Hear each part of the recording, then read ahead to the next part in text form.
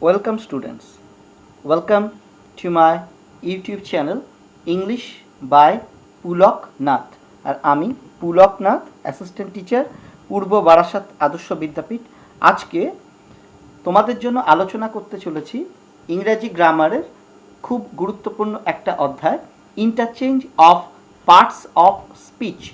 এই টপিকটা মূলত অষ্টম শ্রেণী থেকে নিয়ে দ্বাদশ শ্রেণী এবং তার পরবর্তীতে চাকরির পরীক্ষার্থীদের ক্ষেত্রেও কিন্তু খুবই কার্যকরী একটা বিষয়। আর এই interchange of parts of speech এই বিষয়টাকে রপ্ত করতে পারলে তোমরা কিন্তু সহজেই ইংরাজি গ্রামারটাকে আয়ত্ত করতে পারবে। তাহলে স্টুডেন্টস, মূল আলোচনায় যাওয়ার আগে আরেকবার স্মরণ করিয়ে দিই, যারা এখনও আমার channel English by Pulak Nath এটাকে সাবস্ক্রাইব করোনি তারা অবশ্যই চ্যানেলটাকে সাবস্ক্রাইব করে নেবে ও পাশে থাকা বেল আইকনটিকে বাজিয়ে দেবে, যাতে করে তোমরা ইনস্ট্যান্ট নোটিফিকেশান পেতে পারো যে কোনো ভিডিওর যখনই আমি সেগুলোকে আপলোড করব। তাহলে চলে যাই আমাদের মূল আলোচনায়, interchange of parts of speech.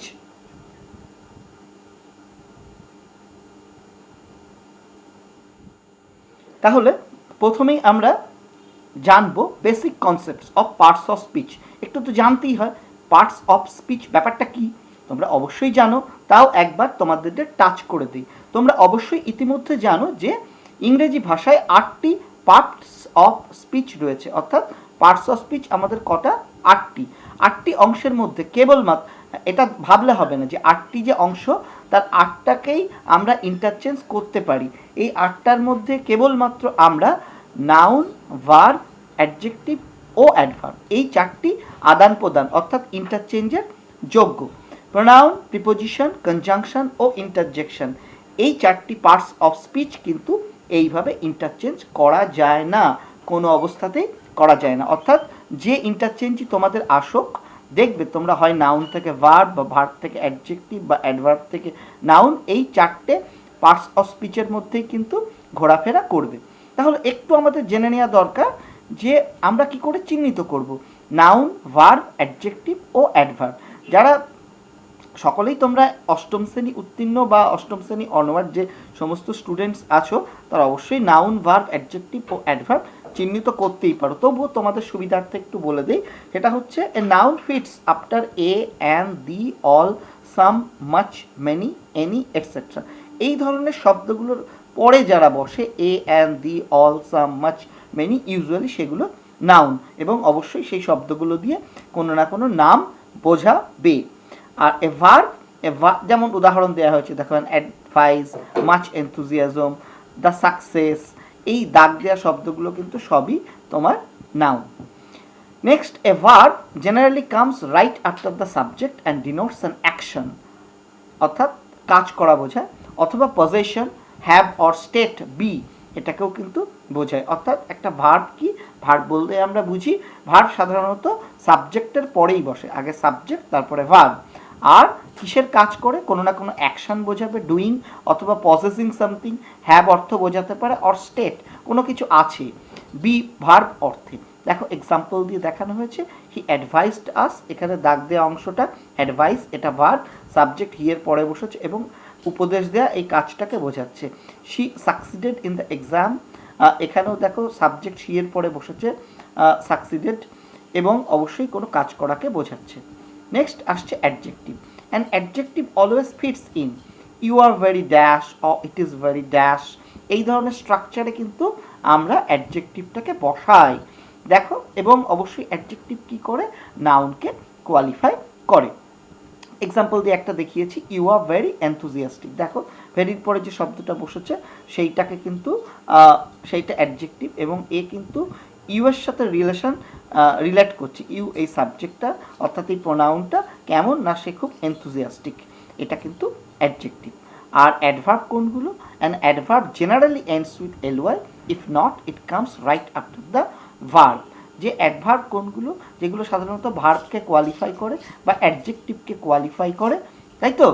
এবং সাধারণত আমরা দেখি অ্যাডভার্বগুলোর পেছনে এলওয়াই থাকে, সবকটা থাকবে এমন কথা নয়, ইউজুয়ালি এলওয়াই থাকে অথবা ঠিক ভার্বের পরেই বসে। দেখো প্রথম এক্সাম্পলটা দেওয়া হয়েছে, হি ডিড ইট এনথুজিয়াস্টিক্যালি। এখানে এনথুজিয়াস্টিক্যালিটা অ্যাডভার্ব, কারণ এই ডিড এই ভার্বটাকে ও কোয়ালিফাই করছে। কেমনভাবে ডিড করেছিল? খুব এনথুজিয়াস্টিক্যালি, অর্থাৎ এই ডিড ভার্বের সাথে বিশেষ অর্থ যুক্ত করছে। সে স্যাং ওয়েল, সে ভালো গান করেছিল। এখানে ওয়েলটা অবশ্যই অ্যাডজেক্টিভ এবং ওই স্যাং এই ভার্বটাকে কিন্তু কোয়ালিফাই করছে। কেমন স্যাং করেছিল? না ওয়েল। তাহলে এই হচ্ছে তোমার চারটে অংশ আমরা দেখলাম কিভাবে আমরা নাউন, ভার্ব, অ্যাডজেক্টিভ এবং অ্যাডভার্ব এদেরকে আইডেন্টিফাই করব। তাহলে প্রথম কাজই হচ্ছে আমাদের যেটা দিয়ে দেবে তোমাদের এক্সাম্পলে সেটাকে আইডেন্টিফাই করা, সেটা নাউন না ভার্ব, এবং যে নির্দেশ দেওয়া আছে সেই নির্দেশ অনুযায়ী ওটাকে কনভার্ট করা। দেখো এইবার আমরা basics of interchange, parts of স্পিচের বেসিকটা জানলাম, কটা পার্টস অফ স্পিচ এবং কোন পার্টস অফ স্পিচগুলোকে ইন্টারচেঞ্জ করা যায় এবং কোনগুলোকে করা যায় না, এবং যেগুলোকে করা যায় নাউন, ভার্ব, অ্যাডজেক্টিভ, অ্যাডভার্ব, সেগুলোকে কী করে আইডেন্টিফাই করব সেটাও দেখলাম আগের স্লাইডে। এখানে দেখো বেসিক্স অফ ইন্টারচেঞ্জ, বেসিক্সের মধ্যে যাওয়ার আগে একদম যেটা একদম পিওরলি বেসিক সেটা হচ্ছে মাথায় রাখতে হবে যে ইন্টারচেঞ্জই দিক, আমরা যাই পরিবর্তন করি, কোনো অবস্থাতে কিন্তু প্রদত্ত বাক্যটার মানের কোনো রকম পরিবর্তন হবে না। The meaning will definitely remain the same, only the structural changes will take place. অর্থাৎ আমরা স্ট্রাকচারাল চেঞ্জ করব, but at no cost, at no event the change of meaning is allowed. চলো দেখানো হয়েছে। সাকসেস শব্দটি হচ্ছে একটি নাউন। সাকসেসের ভার্ব ফর্ম কোনটা? সাকসিড। সাকসেসের অ্যাডজেক্টিভ ফর্ম কোনটা? সাকসেসফুল। এবং অ্যাডভার্ব হলো সাকসেসফুলি। চারটে জানলাম যে প্রত্যেকটা শব্দেরই যে তুমি চারটে পার্টস অফ স্পিচ পাবে এমন নাও হতে পারে। কোনোটার হয়তো ভার্ব ফর্ম নেই বা কোনোটার হয়তো অ্যাডজেক্টিভ ফর্ম নেই, এমন হতেই পারে। এখানে আমি একটা এক্সাম্পল দিলাম যার চারটে ফর্ম আছে। এইবার দেখো মজার বিষয় হচ্ছে যে বাক্যে সাকসেস এর চারটি ভিন্ন ধরনের রূপ ব্যবহার করেই একই ধরনের এক্সপ্রেশন তৈরি করা যায়, তাই তো? তাহলে আমরা কি এমন আমরা চারটে বাক্য দেখাতে পারি যেখানে আমরা দেখব সাকসেস এই শব্দটার চারটে রূপ ব্যবহার করে আমরা কিন্তু একই ধরনের বাক্য গঠন করতে পারি। যেমন আমি বলতে পারি he got success in examination, এখানে নাউন, বা he succeeded in the examination, এখানে সাকসেস কিন্তু ভার্ব, বা বলতে পারি he was successful in the examination, এটা এখানে অ্যাডজেক্টিভ, বা he successfully passed the examination, এখানে কিন্তু অ্যাডভার্ব। তাহলে একটাই শব্দ সাকসেস, তার চারটে ভিন্ন রূপ ব্যবহার করে কিন্তু আমরা চারটে বাক্য গঠন করতে পারি, এবং চারটে যে বাক্য বললাম চারটেরই কিন্তু অর্থ একই। তাহলে আমরা যেটা জানছি যে কোনো একটা শব্দের বা কোনো একটা পার্টস অফ স্পিচ সেটাকে ইন্টারচেঞ্জ করে অন্য পার্টস অফ স্পিচে পরিবর্তন করলে বাক্যের স্ট্রাকচারাল চেঞ্জেস হয়ে যাচ্ছে কিন্তু অর্থ একই থাকছে। চলো দেখো সেটা কি অ্যানালাইসিস করে কিন্তু দেখানো হয়েছে। আমি আলাদা একটা এক্সাম্পল দিয়েছি, তোমাদের বললাম একটা, এখানে আর একটা এক্সাম্পল দিয়ে দেখানো হয়েছে। অ্যানালাইসিস 1, 2, 3, 4 করে আমরা চারটে অ্যানালাইসিসে দেখব। হি সাকসিডেড ইন হিজ অ্যাটেম্প্ট। দেখো এখানটাতে কি হয়েছে, এখানটাতে এই সাকসিডেড লাল কালি দিয়ে লিখে দিয়েছি, এটা কিন্তু এখানে ভার্ব, এখানে সাকসিড হচ্ছে ভার্ব, তাই তো? সে পরীক্ষায় সফল হয়েছিল, ঠিক বলেছি। এখন এই বাক্যের বাংলা অর্থ কি যদি আমরা করি, সাকসিডেড ইন হিজ অ্যাটেম্প্ট এর বাংলা অর্থ তিনি তার চেষ্টায় সফল হয়েছিল, তাই তো? এইবার দেখো ওই সাকসিডেরই নাউন ফর্ম ইউজ করি, এবার অ্যাডজেক্টিভ বা অ্যাডভার্ব যাই ইউজ করি, বাকি তিনটে বাক্যেরই কিন্তু অর্থ এই প্রথম বাক্যের অর্থের সমান হবে, তিনি তার চেষ্টায় সফল হয়েছিলেন। ঠিক আছে, তাহলে এটা ভার্ব হিসেবে অ্যানালাইসিস গেল। অ্যানালাইসিস 2 দেখো, এখন আমরা সাকসিডের নাউন ফর্ম বা নাউন রূপ সাকসেস এটি ব্যবহার করে বাক্যটি লিখব, তাই তো? এবং এতে বাক্যের স্ট্রাকচারে কিন্তু কিছুটা পরিবর্তন আসবে, অবশ্যই structural change is definite, structural change হবেই, কিন্তু মজার বিষয় হচ্ছে যে এতে বাক্যের মূল ভাবের কোনো রকম পরিবর্তন হবে না, অর্থাৎ মানে কিন্তু বেসিক যে মিনিং সেটা একদম একই রকম থাকবে, আনচেঞ্জড। অর্থাৎ বাক্যটি কি হবে, his attempt came to a success, বা he got success in his attempt, এরকমভাবেও লেখা যেতে পারে। একই ব্যাপার কিন্তু। His attempt came to a success অথবা he got success in his attempt. যেভাবেই লেখো, দেখো এখানে এই যে লাল কালি দিয়ে লিখে দিয়েছি, এ সাকসেসটা হচ্ছে নাউন। তাহলে এখানে সাকসেস হচ্ছে নাউন এবং বাক্যেরও মূল ভার্ব হচ্ছে তিনি তার চেষ্টায় সফল হয়েছিলেন। দেখো এটাই তো মিনিং, তিনি তার চেষ্টায় সফল হয়েছিলেন। আগেরবারও কি ছিল, তিনি তার চেষ্টায় সফল হয়েছিলেন। এবারও দেখো বাক্যটাকে এদিক ওদিক করে লিখলাম, তোমার সাকসেসের নাউন ফর্ম ইউজ হলো, তাহলে মানেটা কিন্তু একই থাকলো, মানের কোনো পরিবর্তন হয়নি। একেবারে আক্ষরিক অনুবাদ করলে হয়তো একটু অন্যরকম হয়ে যেতে পারে যে তার প্রচেষ্টা সফল হয়েছিল, কিন্তু মানে যদি আমরা ভাবানুবাদ করি তাহলে ব্যাপারটা কিন্তু একই, তিনি তার চেষ্টায় সফল হয়েছিলেন। তাহলে এখানে আমরা দেখলাম অ্যানালাইসিস 2তে use of success as noun. Okay, চলো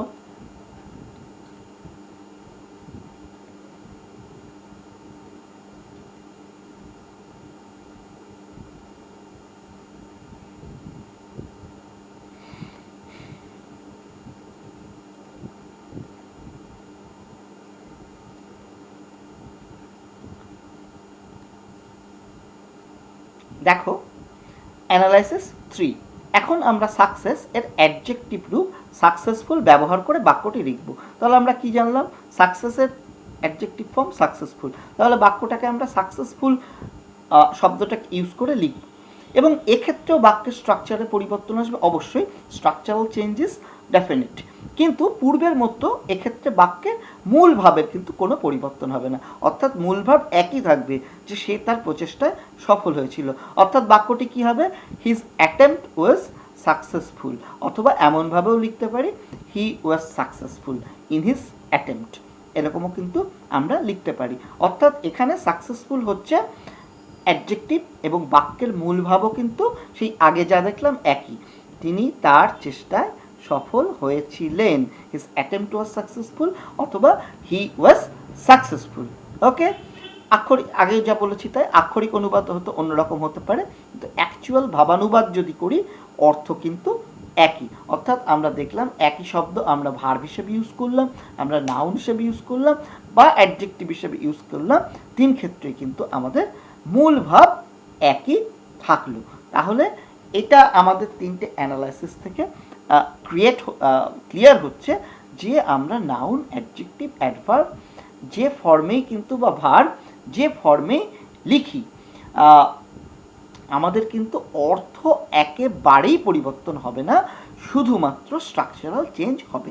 তাহলে নিয়ম কিন্তু সেইভাবে কিছু নেই, ব্যাপারটা এইটা তোমাদেরকে রপ্ত করতে হবে, এই বেসিক ব্যাপারটাকে মাথায় রেখে যত প্র্যাকটিস করবে তত বিষয়টা কিন্তু রপ্ত হবে এবং তোমরা সহজেই করতে পারবে। তাহলে চলো পরপর আমরা দেখি। দেখো অ্যানালাইসিস 4 দেওয়া হয়েছে, সেখানে আমরা অ্যাডভার্ব ফর্মটাও দেখিয়েছি। হ্যাঁ, দেখো এখন আমরা সাকসেসফুলের অ্যাডভার্ব রূপ সাকসেসফুলি ব্যবহার করে বাক্যটি লিখবো। তাহলে কি দেখলাম, সাকসেসফুলের অ্যাডভার্ব রূপ সাকসেসফুলের সাথে এলওয়াই যুক্ত করে অ্যাডজেক্টিভের সাথে অ্যাডভার্ব বানিয়েছি। এক্ষেত্রেও বাক্যের কিন্তু স্ট্রাকচারে পরিবর্তন আসবে, অবশ্যই হবে। স্ট্রাকচার পরিবর্তন না করে অনেকে এরকম করে বোকামো করে শুধু ফর্মটা চেঞ্জ করে দিল, বাক্যটা ভুল হয়ে গেল, একদম শূন্য।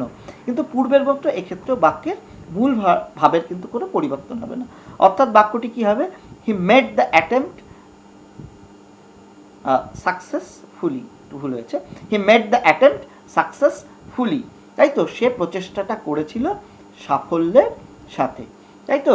দেখো তাহলে সাকসেসফুলি এখানে লাল কালি দিয়ে দেখিয়েছি, অ্যাডভার্ব ফর্ম ইউজ হলো, অর্থ কিন্তু একই। এখানে সাকসেসফুলি হচ্ছে অ্যাডভার্ব এবং বাক্যের মূল ভাবও একই, তিনি তার চেষ্টায় সফল হয়েছিলেন।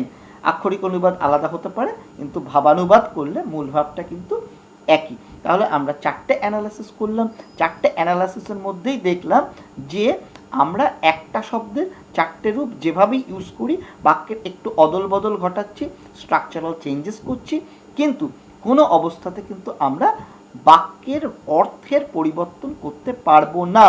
তাহলে এই হলো বেসিক্স অফ ইন্টারচেঞ্জ, এই বেসিকটাকে মাথায় রেখে তোমাদেরকে এগোতে হবে।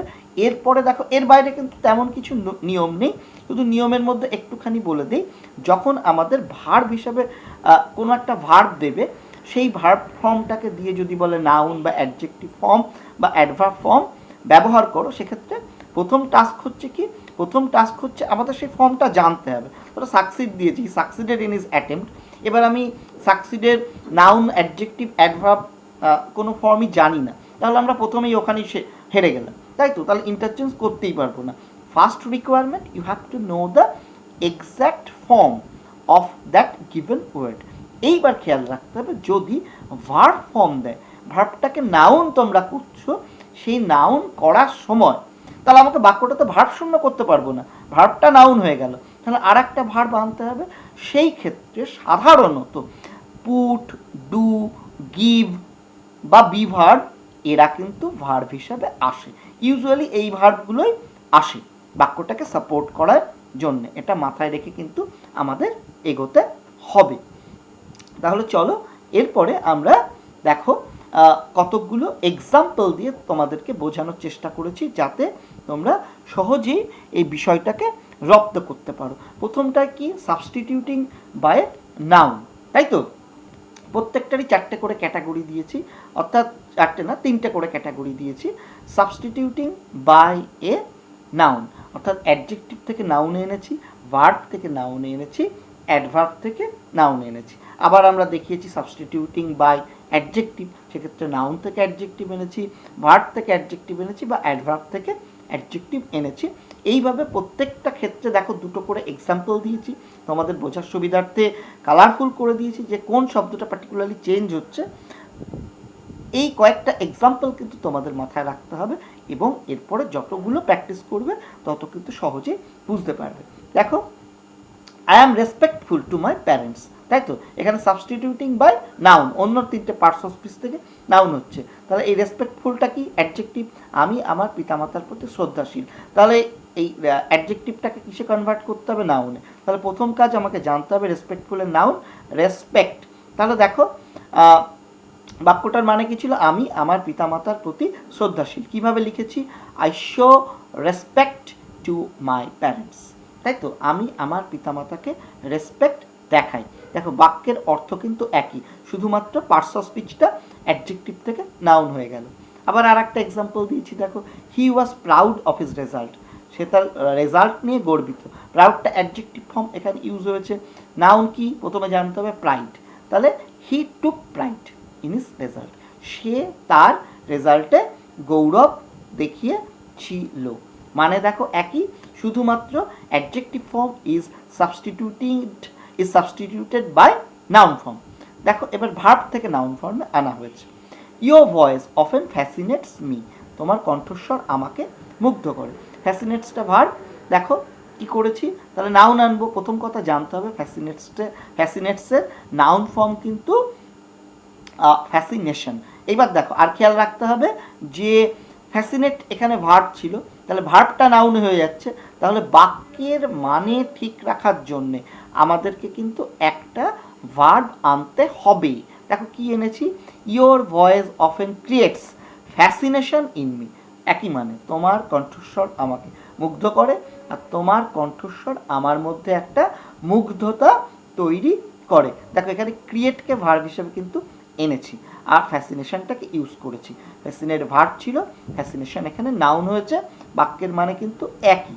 আর একটা খুব গুরুত্বপূর্ণ কথা মনে রাখতে হবে, দেখো এই বাক্যটাতে ভার্ব হিসেবে ইউজ ছিল ফ্যাসিনেটস, আর এই বাক্যে ফ্যাসিনেটসের নাউন ফর্ম ইউজ হয়েছে। কনভার্ট করার সময় কোনো অবস্থাতে বাক্যের টেন্স আমরা পরিবর্তন করতে পারবো না, তাহলে কিন্তু কাটা। দেখো তো, your voice often fascinates me এখানে প্রেজেন্ট ইনডিফিনিটে ছিল, আর your voice often creates fascination in me এখানেও কিন্তু প্রেজেন্ট ইনডিফিনিটি রাখা হয়েছে। ক্রিয়েটেড লিখলে কেটে দেবে। একই রকম আরেকটা এক্সাম্পল দিয়েছি, দেখো, উই ডু নট ট্রাস্ট হিম, আমরা তাকে বিশ্বাস করি না। ট্রাস্টের নাউন ফর্মও ট্রাস্ট, তো এখানে তো তাই বলে বাক্যটাকে we do not trust him এরকম রেখে দিলে হবে না যে আমি স্যার নাউন ফর্ম ইউজ করেছি। বাক্যের স্ট্রাকচারাল চেঞ্জ অবশ্যই হবে। ভার্বটা নাউন হচ্ছে, দেখো আমরা তাকে বিশ্বাস করি না, তার মানে কি, আমাদের তার উপরে কোনো বিশ্বাস নেই। We have no trust in him, তাই তো? আমাদের কোনো তার উপরে বিশ্বাস নেই। এখানে ট্রাস্টের নাউন ফর্ম ইউজ হলো, তাহলে ভার্ব হিসাবে এখানে দেখো হ্যাভ ভার্ব এনেছি। পুট, ডু, হ্যাভ, বি এরাই ভার্ব হিসাবে আসে, আগেই বলেছি। তাহলে verb is transformed into noun, বাক্যে সামান্য স্ট্রাকচারাল পরিবর্তন হয়েছে, মানে একই। নেক্সট আমরা দেখব কিভাবে অ্যাডভার্ব থেকে নাউনে কনভার্ট করি। দেখো একই দেয়া হয়েছে, the dog waited for his master eagerly. এগারলিটা কি? এগারলিটা হচ্ছে আমাদের অ্যাডভার্ব। সেই কুকুরটা তার প্রভুর জন্য অপেক্ষা করেছিল খুব উৎসুকের সাথে, তাই তো? এখানে ওয়েটেডকে কোয়ালিফাই করছে, কেমনভাবে ওয়েটেড করেছে না এগারলি ওয়েট করেছে। তাহলে এগারলির নাউন ফর্ম প্রথমে জানতে হবে। এগারলির নাউন ফর্ম এগারনেস। তাহলে কি করেছি? The dog waited for his master with eagerness, তাই তো? তাহলে এই এগারলিটা ছিল হচ্ছে অ্যাডভার্ব, উইথ এগারনেস এখানে একটা নাউন ফ্রেজ হিসেবে নাউনটা কিন্তু ব্যবহৃত হয়েছে, মানে কিন্তু একই। অর্থাৎ কুকুরটা অপেক্ষা করেছিল তার প্রভুর জন্য খুব ঔৎসুক্যের সাথে। ওকে, আর একটা example, I listen to my teachers obediently. আমি আমার টিচারের কথা শুনি খুব মন দিয়ে। ওবিডিয়েন্টলি অ্যাডভার্ব আছে, এই লিসেন এই ভার্বটাকে কোয়ালিফাই করছে। ওবিডিয়েন্টলি নাউন ফর্ম জানতে হবে ওবিডিয়েন্স। দেখো, I listen to my teachers with obedience, তাই তো? আমি আমার শিক্ষকের কথা শুনি মনোসংযোগের সাথে, মান্যতার সাথে। আগেরটা তো তাই ছিল, আমি আমার টিচারের কথা মন দিয়ে শুনি, আর এখানে মনোসংযোগের সাথে শোনা হয়। একই মানে, শুধুমাত্র অ্যাডভার্ব ফর্ম থেকে নাউন ফর্ম ইউজ হয়ে গেল। তাহলে দেখতে পাচ্ছ প্রথমে আমাদের যে ফর্মটা দেবে তার সাপেক্ষে যে ফর্ম দিয়ে সাবস্টিটিউট করতে বলেছে সেই ফর্মটা অবশ্যই জানতে হবে, ফার্স্ট রিকোয়ারমেন্ট। এরপরে স্ট্রাকচারাল পরিবর্তন করে অর্থ ঠিক রেখে আমাদেরকে কিন্তু কনভার্ট করতে হবে। তাহলে এই ছিল সাবস্টিটিউটিং বাই নাউন। দেখো এইবার substituting by an adjective. Adjective দিয়ে সাবস্টিটিউট করা হচ্ছে, অর্থাৎ নাউন, ভার্ব বা অ্যাডভার্ব থেকে আমরা কিন্তু অ্যাডজেক্টিভে কনভার্ট করব। দেখো এক্সাম্পল দেওয়া হয়েছে, Saikat has sufficient intelligence to carry out the plan. সৈকতের যথেষ্ট বুদ্ধিমত্তা আছে এই পরিকল্পনা চালিয়ে নিয়ে যাওয়ার। Intelligence here noun. প্রথমত জানতে হবে ইন্টেলিজেন্সের অ্যাডজেক্টিভ ফর্ম কি। ইন্টেলিজেন্সের অ্যাডজেক্টিভ ফর্ম হচ্ছে ইন্টেলিজেন্ট, তাই করা হয়েছে। দেখো, Saikat is sufficiently intelligent to carry out the plan. Saikat যথেষ্ট বুদ্ধিমান এই পরিকল্পনা করতে, অর্থাৎ সৈকতের যথেষ্ট বুদ্ধিমত্তা ছিল এই পরিকল্পনা কার্যকর করতে। আর এখানে সৈকত যথেষ্ট বুদ্ধিমান এই পরিকল্পনা কার্যকর করতে। দেখো ইন্টেলিজেন্সের অ্যাডজেক্টিভ ফর্ম ইন্টেলিজেন্ট ইউজ হয়েছে, খুব সামান্য স্ট্রাকচারাল পরিবর্তন হয়েছে, মানে একই। একইভাবে my parents founds delight in my performance. আমার পিতামাতা খুব আনন্দিত হয়েছিল আমার এই পারফরমেন্সে। ডিলাইট এখানে নাউন, তার অ্যাডজেক্টিভ ফর্ম ডিলাইটেড কি করেছি, my parents were delighted to my performance. আমার পিতামাতা ছিল খুব আনন্দিত। এই অ্যাডজেক্টিভ ফর্ম ডিলাইটেড, ডিলাইট ছিল noun form, delighted adjective form কিন্তু এক ইউজ হয়েছে। আমার পিতামাতা ছিল খুব আনন্দিত আমার পারফরমেন্সে, মানে কিন্তু বাক্যের একই আছে। নেক্সট, এখানে আমরা ভার্ব থেকে অ্যাডজেক্টিভে আনবো কিভাবে। দেখো, Sontu and Montu differ from each other. ডিফারটা কি? ডিফারটা ভার্ব। সন্টু আর মন্টুর একে অন্যের মধ্যে তফাৎ আছে, মানে মানসিকতার তফাৎ বা অন্যান্য কোনোভাবে তারা একে অন্য থেকে আলাদা। এখানে ডিফার হচ্ছে ভার্ব। ডিফারের অ্যাডজেক্টিভ ফর্ম অবশ্যই আমাদের জানতে হবে ডিফারেন্ট। এবং যখন আমরা ডিফারেন্ট ইউজ করব, আগেই বলেছি ভার্ব যেহেতু অন্য পার্টস অফ স্পিচে কনভার্ট হচ্ছে, তাহলে বাক্যের মানে ঠিক রাখতে আমাদেরকে আর একটা ভার্ব আনতে হবে। তাহলে Sontu and Montu are different from each other. দেখো ডিফারেন্ট ইউজ হয়েছে, আর একটা ভার্ব আর এনেছি। তাহলে কি বলেছি আমি, বি, ডু, হ্যাভ এই ধরনের ভার্বগুলোই আসে। পুট, কল এই ধরনের কতগুলো বাছাই ভার্ব আসতে পারে বাক্যের অর্থটাকে ঠিক রাখতে, মানে একই। সন্টু অ্যান্ড মন্টু আলাদা একে অন্যের থেকে। আর একটা এক্সাম্পল দেখো, I could not specify the problem. আমি সমস্যাটাকে নির্দিষ্টকরণ করতে পারিনি। Specify verb, specifier adjective form হচ্ছে স্পেসিফিক। তাহলে I could not make the problem specific. আমি সমস্যাটাকে নির্দিষ্টকরণ করতে পারিনি, মানে একই।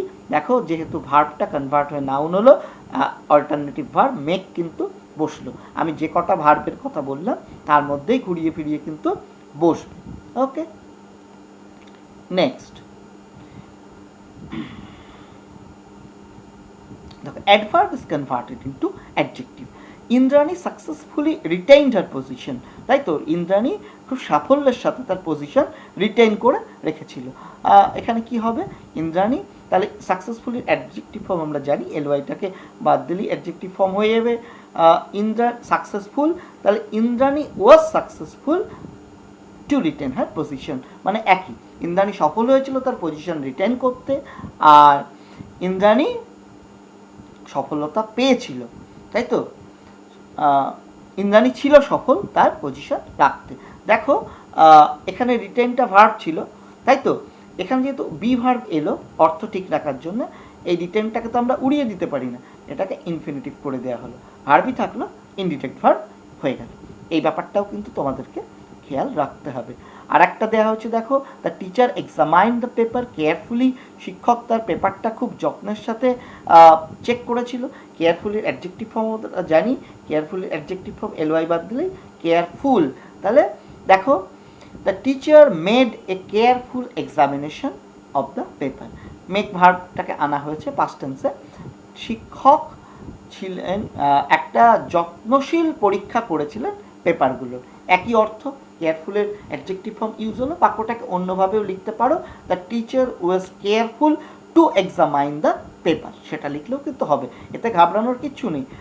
একটা জিনিস দেওয়া হলো, দুজন দুরকমভাবে কনভার্ট করেছে, যদি বাক্যের মানে ঠিক থাকে, যদি ফর্মটা ঠিক থাকে, একটু এদিক ওদিক হলেও কিন্তু দুটো বাক্যকেই ঠিক বলে ধরা হবে। যেমন teacher made a careful examination of the paper, এটা যেমন সঠিক, the teacher was careful two examine the paper, এটাও একই মানে বহন করছে, দুটোতেই কেয়ারফুল কথাটা অর্থাৎ অ্যাডজেক্টিভ ফর্মটা ইউজ হলো।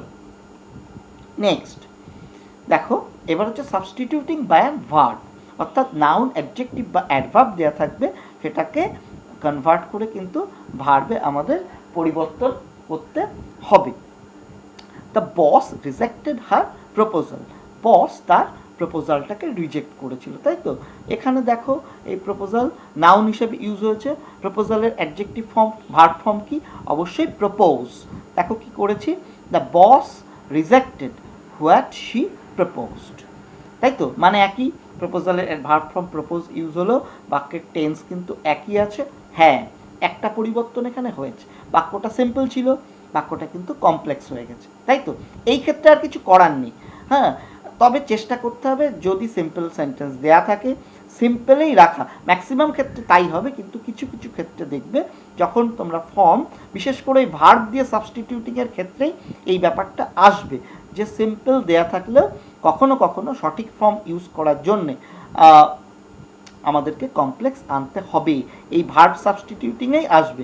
কেন আসবে, কারণ এখানে দেখো রিজেক্টেড ভার্বটা দেয়া আছে, রিজেক্টকে কোনোভাবে উড়িয়ে দেওয়া যাচ্ছে না, এবং রিজেক্টকে তোমার ইনফিনিটিভেও কনভার্ট করা যাচ্ছে না, তাহলে ন্যাচারালি প্রপোজ ভার্বটা আনতে গেলে একটা সিম্পল সেন্টেন্সও তার দুটো ভার্ব থাকবে না, ন্যাচারালি বাক্যটাকে কিন্তু আমাদেরকে কমপ্লেক্স করতে হয়েছে, এই যে ক্লজটা ইউজ হয়েছে, what she proposed. Okay, next example দেখো, I always deal with teacher with obedience, তাই তো আমি সবসময় আমার টিচারের সাথে ডিল করি ওবিডিয়েন্সের সাথে, মান্যতার সাথে। তাহলে কি করেছি, I always obey my teachers, এখানে দেখো সিম্পলি আনা হয়েছে, বা বড় জোর এটা জুড়তে পারো, আই অলওয়েজ মানে মানেটা এসে গেল বলে আমি এখানেই রেখে দিয়েছি, আর একটু ভালো করে লিখতে গেলে এরকম হবে, I always obey my teachers to deal with, তাই তো তার সাথে ডিল করতে আমরা অবশ্যই তাকে মেনে চলি। ওকে, এবার দেখো অ্যাডজেক্টিভ থেকে ভার্বে কনভার্ট হয়েছে, হার ডিফিট ইজ অ্যাপারেন্ট, তাই তো তার পরাজয় আপাত, এই মানে দেখা যাচ্ছে আর কি, তাই তো আপাত মানে দেখা যাচ্ছে, অ্যাপারেন্ট হচ্ছে অ্যাডজেক্টিভ ফর্ম, অ্যাপারেন্টের ভার্ব ফর্ম কিন্তু জানতে হবে, অ্যাপারেন্টের ভার্ব ফর্ম অ্যাপিয়ার, এটা খুব একটা ইউজুয়াল নয়, এই পরীক্ষায় কিন্তু এই ধরনেরই দেবে যাতে ফর্মটা সঠিক ভাবতে তোমাদের একটু বেগ পেতে হয়, যারা প্র্যাকটিস করবে তাদের কাছে কোনো ব্যাপারই না, তারা সব ফর্মই মোটামুটি জানবে। তাহলে তার পরাজয় ছিল আপাত, কি করেছি দেখো, he appears to be defeated, একটু টাইপিং মিস্টেক আছে, he appears to be defeated, DEFEATED,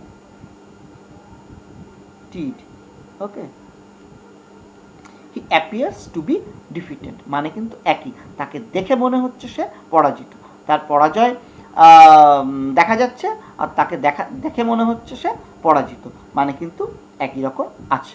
okay, he was successful in his business, সে সফল হয়েছিল তার ব্যবসায়।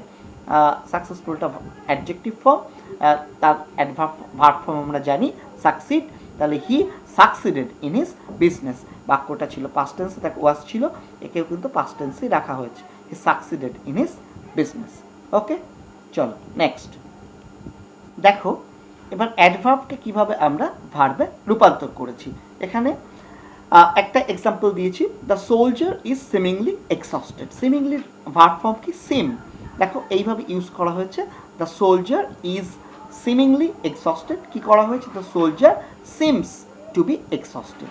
সৈন্যটাকে দেখে মনে হচ্ছে ক্লান্ত, আর সৈন্যটাকে দেখে মনে হচ্ছে ক্লান্ত, একই মানে আছে, শুধুমাত্র ভার্ব ফর্মটাকে ইউজ করা হয়েছে, তাই তো? নেক্সট চল,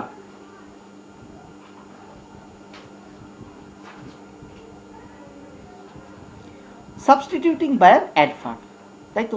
এটা লাস্ট, এখানে নাউন অ্যাডজেক্টিভ বা ভার্বকে আমরা অ্যাডভার্বে কনভার্ট করে বাক্যটাকে ইন্টারচেঞ্জ করেছি। The beggar left the temple with reluctance, তাই তো? বেগার তোমার মন্দিরটা ত্যাগ করেছিল অনিচ্ছার সাথে। রিল্যাক্টেন্স নাউন, রিল্যাক্টেন্সের অ্যাডজেক্টিভ ফর্ম রিল্যাক্টেন্ট আর অ্যাডভার্ব ফর্ম রিল্যাক্ট্যান্টলি।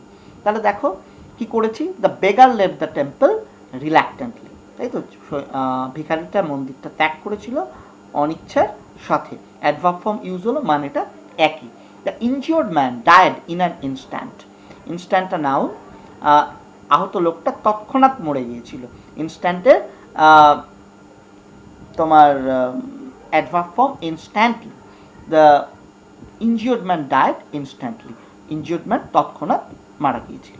ওকে, নেক্সট অ্যাডজেক্টিভটাকে দেখো অ্যাডভার্ব করেছি। Srija was always pleasant in her behaviour. Srija সবসময় খুব নম্র বা নমনীয় বা মনোরম তার ব্যবহারে। প্লিজেন্টের অ্যাডভার্ব ফর্ম হচ্ছে প্লিজেন্টলি, তাই তো? কি করেছি? Srija was always pleasant in her behaviour, change হয়ে হয়েছে দেখো, সৃজা অলওয়েজ বিহেভড প্লিজেন্টলি, তাই তো? দেখো ন্যাচারালি এই বিহেভিয়ারটাকে ভার্ব করতে হয়েছে, তবেই এই অ্যাডভার্ব ফর্মটা ইউজ হয়েছে। Srija always behaved pleasantly. They were successful in defeating the enemy, তারা সফল হয়েছিল শত্রুটাকে পরাজিত করতে। সাকসেসফুলের ভার্ব ফর্ম তোমার অ্যাডজেক্টিভ ফর্ম, সাকসেসফুলের অ্যাডভার্ব ফর্ম হচ্ছে তোমার সাকসেসফুলি, তাই করেছি। They successfully defeated the enemy. দেখো ডিফিটটাকেই ভার্ব এনেছি, তাহলে মানেটা চেঞ্জ হয়ে যাবে।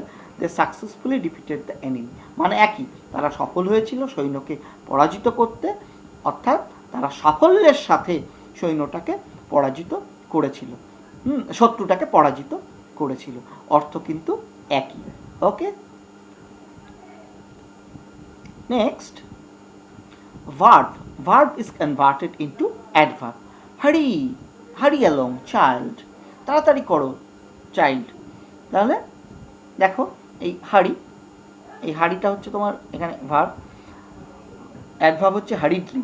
কি করেছি? কাম অ্যালং চাইল্ড, হারিডলি, মানে একই আছে। তাহলে verb is converted into adverb, ভার্বটা যেই চেঞ্জ হলো তাহলে আমাকে কিন্তু অল্টারনেটিভ ভার্ব আনতে হলো।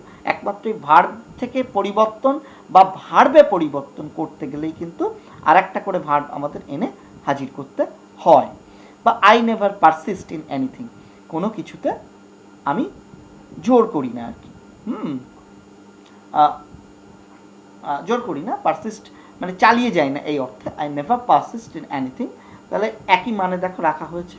পারসিস্টেন্টলি হচ্ছে adverb form, I never do anything persistently, তাহলে persist is converted into persistently, মানে একই, আমি কখনোই কোনো কিছুতে লেগে থাকি না, একভাবে চালিয়ে যাই না, আর আমি কোনো কিছুই একভাবে চালাই না, মানে কিন্তু একই আছে, শুধু verb is converted into adverb আর বাক্যের স্ট্রাকচারাল পরিবর্তন হয়েছে।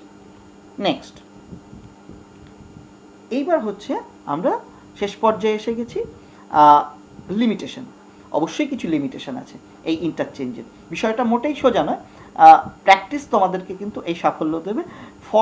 খুব ফর্মুলা কিছু নেই যে এই ফর্মুলা মুখস্থ করলেই আমি ইন্টারচেঞ্জ করব, কারণ প্রত্যেকটা এক্সাম্পলের জন্য আলাদা আলাদা স্ট্রাকচার আমাদের ফলো করতে হয়। মোর অরলেস কিছু বেসিক রুল বা বেসিক ফরম্যাট আমি এই এক্সাম্পলগুলো দিয়ে দেওয়ার চেষ্টা করলাম।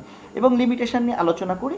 অবশ্যই মনে রাখতে হবে যে একটি শব্দের 4 ধরনের এক্সপ্রেশন ব্যবহার করে সবসময় যে 4টি বাক্য গঠন করা যাবে এমন নাও হতে পারে। প্রতিটা শব্দের 4 ধরনের রূপ নাও থাকতে পারে। অলরেডি আমার বলেছি তোমাদের যে সবকটা শব্দেরই যে 4টে করে রূপ তোমরা পাবে এমন নাও হতে পারে। তাহলে যদি 4টে এর কোনো একটা ফর্ম বা কখনো দুটো ফর্ম নাই থাকে, তাহলে সেই ফর্ম দিয়ে কনভার্ট করা একেবারে সম্ভব না, তাই তো? তাহলে আজ 4টে এক্সপ্রেশন জোর করেও যদি বানাও যে একই রকম হবে এমন নাও হতে পারে। আমাদেরকে সেইগুলোই কনভার্ট করতে দেবে যা কনভার্ট করলে, ইন্টারচেঞ্জ করলে অর্থ একই থাকে। অর্থাৎ অর্থের এক থাকাটার দিকে ফোকাস সবসময় রাখতে হবে, তাই তো? আর সর্বোপরি মাথায় রাখতে হবে যে interchange of parts of speech এর নির্দিষ্ট কোনো ফর্মুলা নেই, অলরেডি আলোচনা করেছি। প্রতিটি শব্দের সম্ভাব্য 4টি করে রূপ আমাদের জানতে হবে, এইটা কিন্তু ফার্স্ট বেসিক টাস্ক। ফরম্যাটটাই যদি না জানো, ইন্টারচেঞ্জ ওখানেই থেমে গেল। এরপর প্রচুর অভ্যাস আমাদেরকে সাফল্য এনে দেবে নিশ্চয়ই। এই ভিডিওটা দেখার পরে তোমরা নিশ্চয়ই তোমাদের যে গ্রামার বুক বা প্র্যাকটিস বই, তাতে যে প্র্যাকটিসগুলো আছে অবশ্যই তার এক্সটেন্সিভ প্র্যাকটিস করবে, প্রচুর প্র্যাকটিস করবে। প্র্যাকটিস করলেই অবশ্যই তোমাদের সাফল্য আসবে। তাহলে স্টুডেন্টস, এই ছিল আমার ভিডিও। আশা করি ভিডিওটা ভালো লেগেছে। যদি ভালো লাগে তাহলে তোমাদের বন্ধুদের সাথে শেয়ার করতে ভুলবে না। অবশ্যই একটা লাইক বাটন ঠুকে দেবে। আর তোমাদের যদি কোনো সমস্যা থাকে কোনো পার্টিকুলার এক্সাম্পলের ইন্টারচেঞ্জ করতে, তাহলে অবশ্যই আমার ভিডিওর নিচে কমেন্ট বক্সে তা কমেন্ট করে জানাবে। আমি অবশ্যই সেগুলোর উত্তর দেওয়ার চেষ্টা করব। তাহলে স্টুডেন্টস, তোমাদের সকলকে ধন্যবাদ আমার ভিডিওটাকে শেষ পর্যন্ত দেখার জন্য। ধন্যবাদ।